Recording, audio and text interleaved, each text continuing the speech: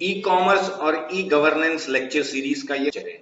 अगर आप लोगों ने पिछले लेक्चर्स नहीं देखा है तो डिस्क्रिप्शन में मैं उसकी लिंक दे देता हूं, आई बटन में भी उनकी लिंक दे देता हूं, आप लोग वहां पे देख सकते हैं।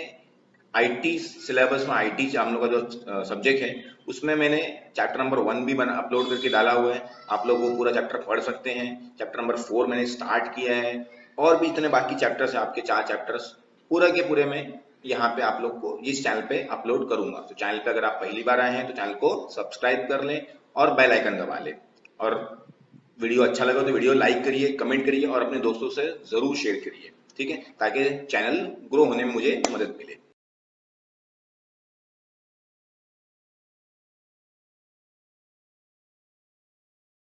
अब आते हैं हमारे आज के टॉपिक पे, जिसमें हम लोग को कुछ 3-4 टॉपिक पढ़ना है।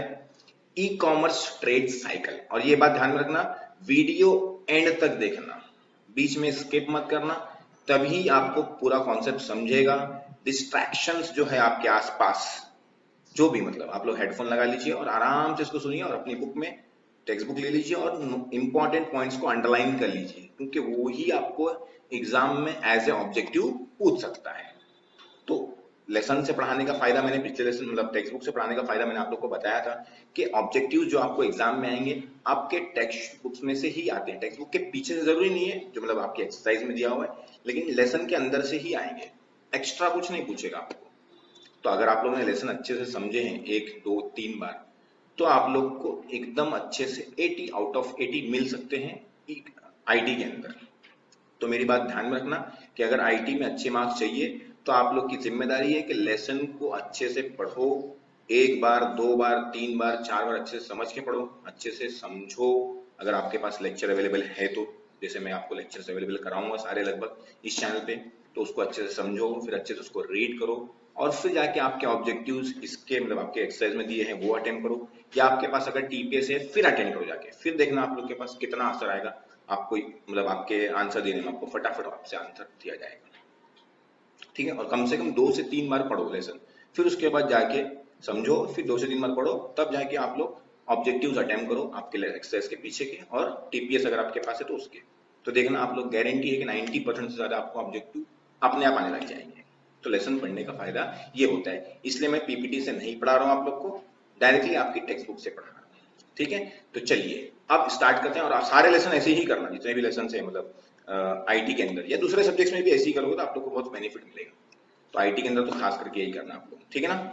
तो लेसन्स पे फोकस करना, ज्यादा नहीं, 6 ही लेसन है, और कुछ 2-3-4 लेसन तो एकदम छोटे छोटे हैं, खास करके शायद 4, 5, 6 तो बहुत छोटे हैं। चलिए स्टार्ट करते हैं।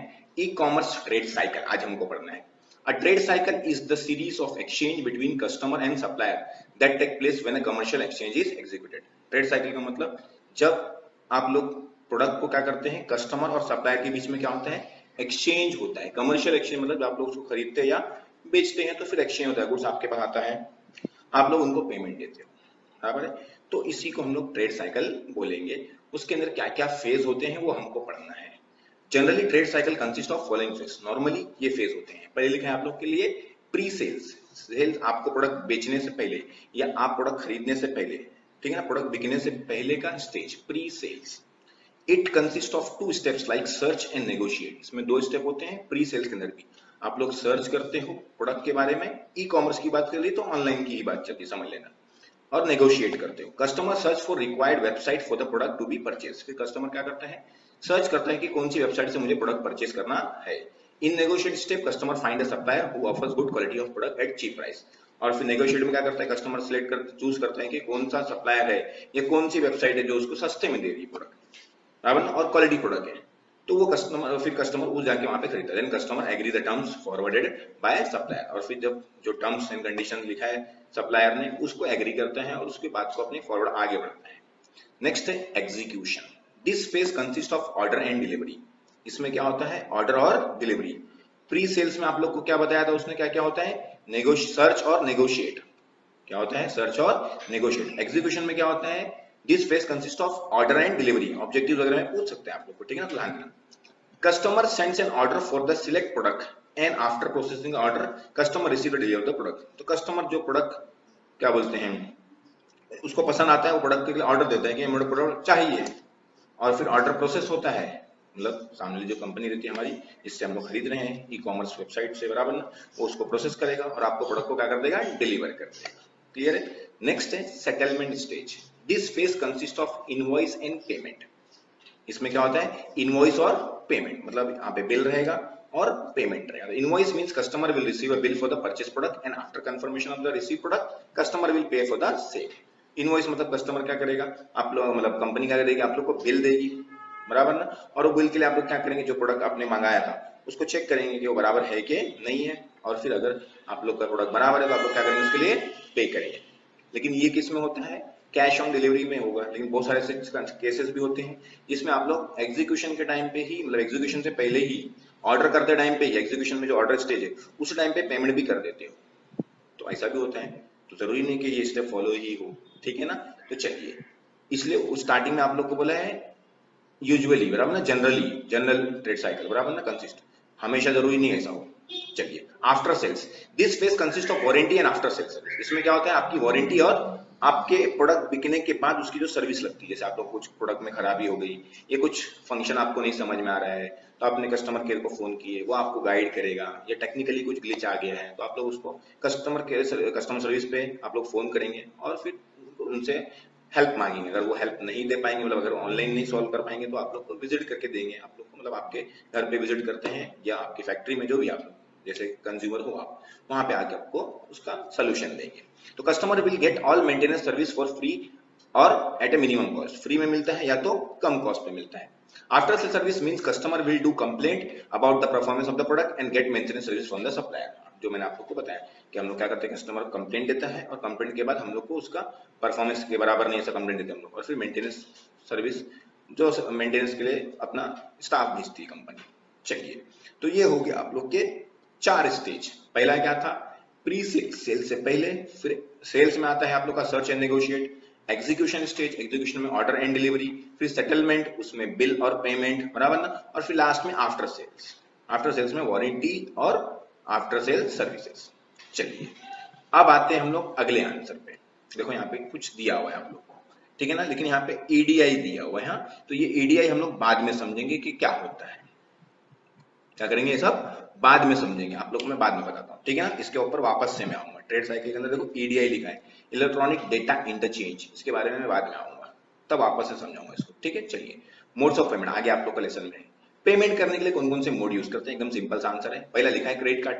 Credit card are the most common way for customer to pay online, बराबर ना। साथ में उसको डेबिट कार्ड भी लिखना चाहिए था, सिर्फ क्रेडिट कार्ड नहीं, मोस्टली लोग क्रेडिट कार्ड से ज्यादा डेबिट कार्ड यूज करते हैं ऑनलाइन पे करने के लिए, बराबर ना। तो merchants can reach out to an international market with credit cards.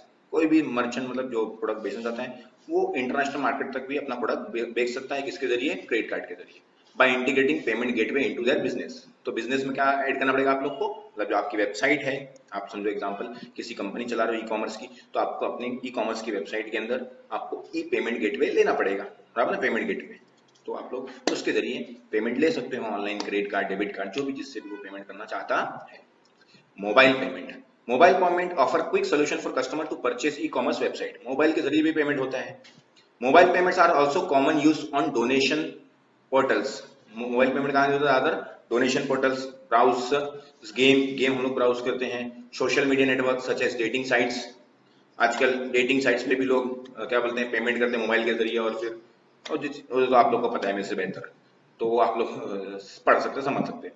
Where customer can pay by scanning a barcode on an app on mobile. तो वहां पे आप लोग क्या कर सकते हैं, बारकोड स्कैन करके आप लोग ऑनलाइन ही पैसा पे कर सकते हैं। भीम, पता है आप लोग को, यूपीआई, पेटीएम, गूगल पे, पेपाल एटसेट्रा, बहुत सारे हैं मोबाइल पेमेंट के लिए, ठीक है। चलिए, अब आते हैं बैंक ट्रांसफर। ये भी आप लोग को पता है, नहीं पता तो बता देता हूं। Bank transfer is used when money is sent from one bank account to another, बराबर ना। बैंक ट्रांसफर क्या होता है, जब एक अकाउंट से हम लोग क्या करते हैं, दूसरे अकाउंट में पैसा ट्रांसफर करते हैं, तो क्या यूज करते हैं हम लोग, बैंक ट्रांसफर यूज करते हैं, बराबर ना। अभी तो मोबाइल से भी होने लग गया है, बराबर ना, हम लोग मोबाइल से भी कर सकते हैं। तो चलिए, बैंक ट्रांसफर के बारे में आगे क्या बोला उसने, money from bank account is usually fast and safer than withdrawing and paying in cash because every transaction will authenticated by checking customers banking credential, example NEFT IMPS। NEFT IMPS के बारे में आप लोग इकोनॉमिक्स में पढ़ सकते हैं, lesson number 4 में है, क्लियर है। तो ये सब के जरिए हम लोग, अगर हम लोग बैंक ट्रांसफर करेंगे तो क्या होता है, ये थोड़ा सेफ होता है क्योंकि पैसे हम लोग को कैरी नहीं करना पड़ता है, टेंशन नहीं होता है। ऑनलाइन ही बैंक ही क्या करते हैं, जैसे हम लोग समझो एग्जाम्पल, जिसके अकाउंट में पैसा डालना है उसका अकाउंट नंबर डाल दिया, उसका नाम डाल दिया, IFSC कोड वगैरह डालना पड़ता है। जैसे डालेंगे तो वो खुद ही चेक कर लेता है कि सही आदमी आप लोग खुद ही बता देगा कि यार पर्टिकुलर आदमी का ये नाम है, वो जो अकाउंट जिस बैंक में आपने जिसमें पेमेंट करना है। तो आप लोग खुद ही चेक कर सकते हो कि सही आदमी के अकाउंट, मतलब सही आदमी को पेमेंट जा रहा है कि नहीं जा रहा है, और कैश कैरी करने का टेंशन भी नहीं रहता है। चलिए, e wallets. E wallet is the type of electronic card which is use for transaction made online through computer और स्मार्टफोन।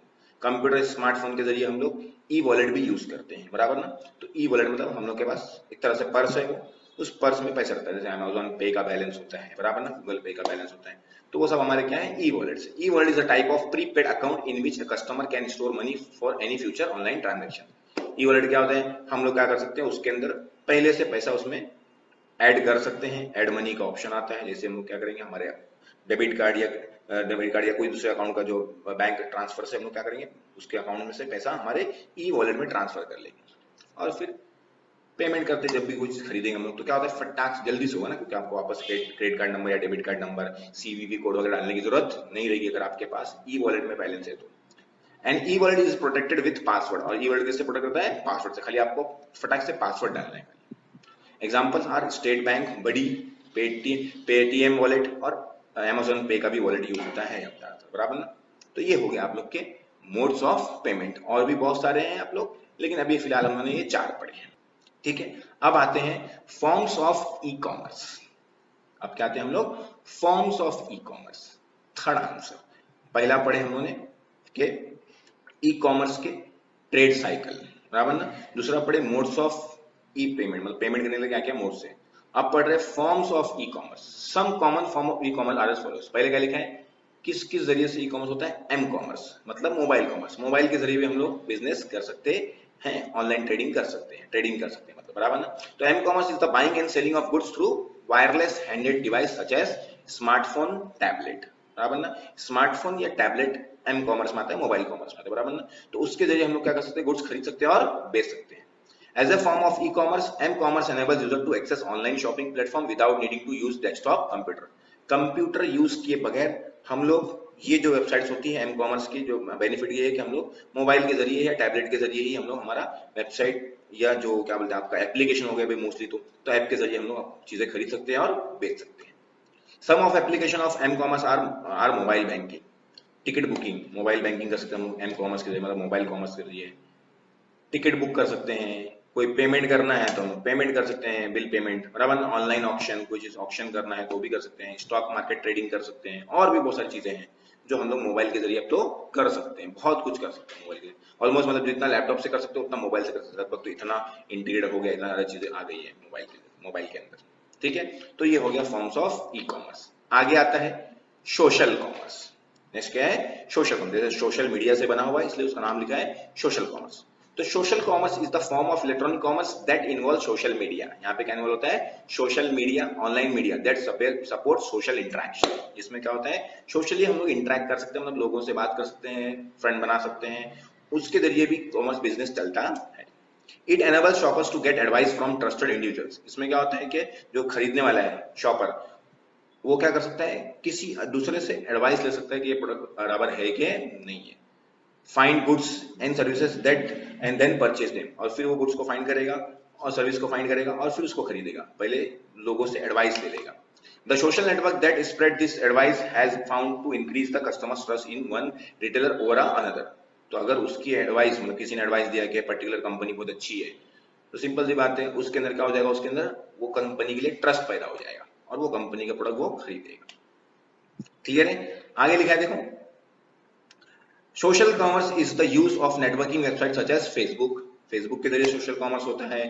फेसबुक के जरिए भी प्रोडक्ट खरीदे और बेचे जाते हैं, आप लोग देखे होंगे अगर। इंस्टाग्राम के जरिए, ट्विटर के जरिए है, ऐसी बहुत सारे सोशल वेबसाइट है जिसके हम लोग चीजें खरीद सकते हैं और बेच सकते हैं। अभी व्हाट्सएप के जरिए भी होता है, बराबर ना। तो व्हाट्सएप के जरिए हम लोग प्रोडक्ट खरीद सकते हैं और बेच सकते हैं। व्हाट्सएप बिजनेस आ चुका है, तो ये सब चीजें भी हम लोग कर सकते हैं, जिसको बोलते हैं हम लोग social commerce. The success of social commerce campaign is measured by the degree to which consumer interact with companies marketing through retweets, like, shares and likes and shares. तो सोशल कॉमर्स का सक्सेस हम लोग को कब मिलेगा, कि हम लोग कैसे मेजर कर सकते हैं कि हमारे जो हमने जो प्रोडक्ट के बारे में इंफॉर्मेशन दी थी, या जो उसको क्या बोलते हैं पोस्ट किया था, उसको कितना रीट्वीट मिले, रीट्वीट मतलब ट्विटर पे होगा, लाइक्स कितने मिले, शेयर्स कितने मिले, उसके जरिए हम चेक कर सकते हैं कि जो हमने सोशल कॉमर्स का कैंपेन चलाया है वो प्रोडक्ट को लेके या वो सर्विस को लेके वो कितना अच्छा चल रहा है। ठीक है, अब तो सोशल कॉमर्स के लिए बहुत सारी चीजें यहाँ पे लिखा है उसने, लिंक्डइन है, पिंटरेस्ट है, फेसबुक है, यूट्यूब है, ट्विटर है, ये सब के जरिए हम लोग हमारा सोशल कॉमर्सिंग कर सकते हैं। क्लियर है? चलिए अब आते हैं हम लोग लास्ट आंसर पे आज के, e commerce technology. E commerce में क्या क्या टेक्नोलॉजी, वैसे तो बहुत सारी टेक्नोलॉजी है, लेकिन अभी फिलहाल हम लोग एक सिंपल सी टेक्नोलॉजी पढ़ने वाले हैं जो मैंने आप लोग को बताया था कि ईडीआई, तो वो यहाँ पे रहेगा। बहुत इंपॉर्टेंट आंसर है और शॉर्ट नोट या छोटे मोटे से आंसर इसके ऊपर आ सकते हैं। तो electronic commerce draw on technologies such as mobile commerce. Electronic commerce क्या आता है, mobile commerce, electronic fund transfer, supply chain management के हम लोग को प्रोडक्ट कैसे सप्लाई करना है, कैसे प्रोडक्ट मंगाना है। जैसे बड़ी बड़ी अमेजोन है तो उसके पास सप्लाई चेन मैनेजमेंट, जो सप्लाई प्रोडक्ट सप्लाई करती है, वो मंगाती है, मैनेज कैसे करती है, वो सब उसको मैनेज करना पड़ता है। इंटरनेट मार्केटिंग, इंटरनेट के जरिए मार्केटिंग कर सकते हैं हम लोग। ऑनलाइन ट्रांजेक्शन जो प्रोसेस होता है उसको, वो भी ई कॉमर्स के जरिए हो सकता है। EDI, electronic data interchange, inventory management, stock को मैनेज करना, ठीक है, फीफो वेटर जो हम लोग करते हैं ना, वो इसके जरिए भी कर सकते हैं। किसके जरिए? मोबाइल के जरिए। आगे लिखा है automated data collection system, data collect करना। तो वो ऑटोमेटेड मतलब ऑटोमेटिकली, जैसे कोई हमारा क्या बोलते हैं कस्टमर या जो अभी हमको जिसको भी फीडबैक जो भी फीडबैक देना चाहता है वो फीडबैक देगा, तो ऑटोमेटिकली हमारे सिस्टम में क्या हो जाएगा, वो स्टोर हो जाएगा जैसे वो फॉर्म बन गया अपने आप। ठीक है, तो इसके लिए गूगल फॉर्म वगैरह भी बहुत कुछ यूज होता है, तो आप लोग देख सकते हो उसमें। Let's see one of the common commerce technology that is EDI, electronic data interchange. क्या फुल फॉर्म है इसका? Electronic data interchange, EDI. तो EDI is the electronic interchange of business information using standardised format.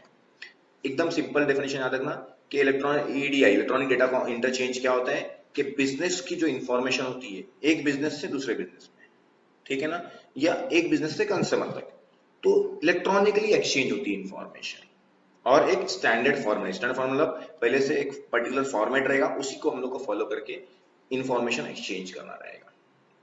मतलब क्या होता है, example हम ले सकते हैं। अगर हम लोग देखो, अगर मैं समझो एक कंपनी चलाता हूँ, कपड़े समझो मेरी कपड़े की दुकान है, और मैं किसी रेमंड से समझो कपड़े मंगाता हूँ। रेमंड बड़ी क्या बोलते हैं मैन्युफैक्चर, बराबर ना, कपड़े बनाते हैं। तो अगर मैं उसको उससे मंगाने वाला हूँ मेरा ऑर्डर, तो मेरे क्या करना पड़ेगा, मेरे को पीओ करना पड़ेगा। पीओ मतलब परचेस ऑर्डर भेजना पड़ेगा। परचेस ऑर्डर भेजूंगा मतलब कितने मेरे को ये कलर का कपड़ा कितना चाहिए, या ये क्वालिटी का कपड़ा कितने मीटर चाहिए, वगैरह सबको लिख के भेजूंगा। उसको बोलते हैं परचेस ऑर्डर। तो मैं परचेस ऑर्डर दूंगा, फिर यहाँ से भेजूंगा, कुरियर करूंगा, मेल करूंगा, उसको मिलेगा, फिर वो उसको लेगा। उसका जो इन्वेंट्री टीम है वहाँ की, जो बैठी है मतलब जो मेंटेन करती है सेल्स टीम, वो तो उसको देखेगी, एंट्री करेगी, फिर वो अपने जो क्या बोलते हैं वहाँ का जो डिपार्टमेंट है किसका, स्टोर का मतलब जो गोडाउन संभाल रहेगा, वहां से प्रोडक्ट चेक करेगा। वो प्रोडक्ट चेक करने के बाद फिर मुझे बताएगा कि प्रोडक्ट है कि नहीं है। फिर वो वापस वो सेल्स टीम के पास आएगा, फिर सेल्स टीम मुझे भेजेगी। तो इतना लंबा प्रोसेस आता है। लेकिन ईडीआई क्या कर देता है, डायरेक्टली जैसे मैंने यहाँ पे ट्रांसफर भेजा तो सबके पास चले जाएगा। मतलब वो एक सिस्टम रहेगा उन लोग के पास जिसको ईआरपी, एंटरप्राइज रिसोर्स प्लानिंग, मतलब सैप है, ऐसी बहुत सारी चीजें हैं, या फिर अलग से भी बना के दिया जाता है सबके कंपनी के रिक्वायरमेंट के हिसाब से, उनको मतलब सॉफ्टवेयर बना के दिया जाता है। तो जैसे ही मैं यहाँ बैठे बैठे ऑर्डर करूंगा, इनके सिस्टम में मतलब एप्लीकेशन है, तो डायरेक्टली उनके पास सबके पास चले जाएगा और डायरेक्टली ऑर्डर एग्जीक्यूट कर लेंगे। मतलब ये जो लंबा प्रोसेस है, यहाँ से मेल करा मैंने या कुरियर किया परचेस ऑर्डर, फिर उसने चेक किया, फिर वो सब कुछ नहीं, डायरेक्टली यहाँ बैठे भेजा। फिर वो क्या बोलते हैं गलती भी कर सकता है एंट्री करने में, मैंने कुछ भेज दिया गलती, उसने कुछ और भेज दिया मेरे को, ठीक है। फिर क्या बोलते हैं बिलिंग करने में अमाउंट में गलती होती है, एरर्स बच जाएंगे क्योंकि सब ऑटोमेटिकली हो गया। यहाँ मैं भेजूंगा डायरेक्टली, वो अपने आप सिस्टम में कैलकुलेट कर लेगा कितने रुपए का बिल बना, इतने रुपए का, ये सब सिस्टम था, सब कुछ था क्योंकि ऑलरेडी उन्होंने फीड करके रखा है। तो इसी को बोलते हैं इलेक्ट्रॉनिक डेटा इंटरचेंज, जिसमें बिजनेस इंफॉर्मेशन फटाफट इंटरचेंज होती है, कोई प्रिंट आउट निकालने की जरूरत नहीं है। A process which allow one company to send information to another company electronically rather than paper. Paper में भेजने के बदले हम जो इंफॉर्मेशन किसके जरिए भेजेंगे, इलेक्ट्रॉनिकली भेजेंगे। तो business entities conducting business electronic are called as trading partners. और जो बिजनेस इसके अंदर इलेक्ट्रॉनिकली बिजनेस कर रहे एक दूसरे से, तो उसको क्या बोलते हैं वो लोग, trading partners. Many business document can be exchange using EDI. बहुत सारे बिजनेस के डॉक्यूमेंट हम लोग इलेक्ट्रॉनिक डेटा इंटरचेंज के जरिए एक्सचेंज कर सकते हैं। Two most common document are purchase order and invoices. खास करके क्या रहता है, परचेस ऑर्डर जो मैं भेजता हूँ, इनवॉइस मतलब वो लोग फिर बिल बना के भेजेंगे कि हाँ ये प्रोडक्ट इतने इतने का था, ये उसका बिल है, तो डायरेक्टली ऑनलाइन ही एक्सचेंज हो जाएगा, मतलब ऑटोमेटिक सिस्टम ही बना देगा उसको, हम लोग इतनी मेहनत करने की जरूरत नहीं पड़ेगी, बहुत सारे कॉस्ट बच जाते हैं उसमें। It is a computer to computer interchange of strictly formatted document. ये कंप्यूटर टू कंप्यूटर होता है, मतलब यहाँ के मैंने यहाँ पे बैठे बैठे अपने सिस्टम से भेजा तो डायरेक्टली उनके सिस्टम में वो मिल जाएगा, ठीक है। और फिर वो इन्फॉर्म मतलब जो डॉक्यूमेंट, लेकिन उसका एक फॉर्मेट होता है, वो फॉर्मेट के हिसाब से हम लोग को ऑर्डर करना पड़ेगा। वाया टेलीकम्युनिकेशन और physical transport on electronic storage media, या तो टेलीकम्युनिकेशन के जरिए, सर्विसेज के जरिए पहुंचता है, या इलेक्ट्रॉनिक स्टोरेज मीडिया मतलब हम लोग कोई गूगल क्लाउड पे या किधर सेव कर देते हैं तो उसके जरिए वहां पे उन लोग को मिलता है। तो ये हो गया हम लोग का इलेक्ट्रॉनिक डेटा इंटरचेंज। मैंने बताया था आप लोग को कि मैं आप लोग को ये थोड़ा सा डायग्राम जो है इसको बताऊंगा। देखो ये सर्च, नेगोशिएट वो ठीक है, लेकिन जब आप ऑर्डर करते हो तो प्रोडक्ट डिलीवरी स्टेज है, इनवॉइस है, पेमेंट है, आफ्टर सेल्स है, पेमेंट, डिलीवरी भी उन लोगों को समझ आएगा कि क्या प्रोडक्ट डिलीवर करना है डायरेक्टली, मतलब उनके सिस्टम जो डिलीवरी टीम है उनके पर डायरेक्टली मालूम पड़ जाएगा। सेल्स टीम उनको नहीं बोलेगी कि ये प्रोडक्ट आया है सेल्स करने के लिए, कस्टमर ने मांगा है तो उनको डिलीवर करना है, उनको खुद ही मालूम पड़ जाएगा, क्योंकि उनके सिस्टम में भी आ जाता है। इनवॉइस ऑटोमेटिकली बन के हम लोग को मिल जाएगा फटाक से, पेमेंट भी ऑटोमेटिकली हम लोग को फटाक से कर देंगे हम लोग इधर बैठे बैठे।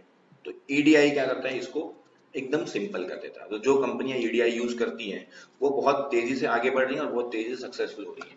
तो अगर आप लोग किसी कंपनी में काम करोगे या कहीं पे क्या बोलते हैं खुद की कंपनी शुरू करना चाहते हो, ई कॉमर्स या कुछ भी, तो आप लोग को ईडीआई के बारे में पता होना चाहिए और भी बहुत सारे आपको नॉलेज लेना चाहिए, ठीक है। तो ये हो गया आज के हम लोग के 4 टॉपिक जो हम लोग ने पढ़े। पहले पढ़े थे हम लोग ने, पहला आंसर जब पढ़े थे हम लोग का आंसर था वो कि क्या क्या ट्रेड साइकिल के, कॉमर्स की ट्रेड साइकिल पढ़े थे। फिर मोड्स ऑफ पेमेंट पढ़े हम लोगों ने, बराबर ना। फिर हम लोग ने पढ़े कि आप लोग को फॉर्म्स ऑफ ई कॉमर्स के क्या फॉर्म्स है, तो मेनली दो ही तुमको ही बताया, मोबाइल कॉमर्स और सोशल कॉमर्स। और फिर लास्ट में पढ़े हम लोग ने क्या क्या नया हम लोग को अभी इसमें चल रहा है ई कॉमर्स की टेक्नोलॉजीज, तो उसमें हमने सिर्फ बहुत सारी थी लेकिन सिर्फ ईडीआई हम लोग को पढ़ाया। तो ये हो गया आज का लेक्चर खत्म। वीडियो देखने का आप लोग का बहुत बहुत शुक्रिया। वीडियो पसंद आया हो तो लाइक करना, अपने दोस्तों से शेयर करना, पढ़ते रहो, बढ़ते रहो और अच्छे मार्क्स लाते रहो। मिलेंगे अगले वीडियो में ई गवर्नेंस लास्ट टॉपिक के साथ में, फिर चैप्टर हो जाएगा आपका फिनिश। वीडियो देखने के लिए आपका बहुत बहुत शुक्रिया।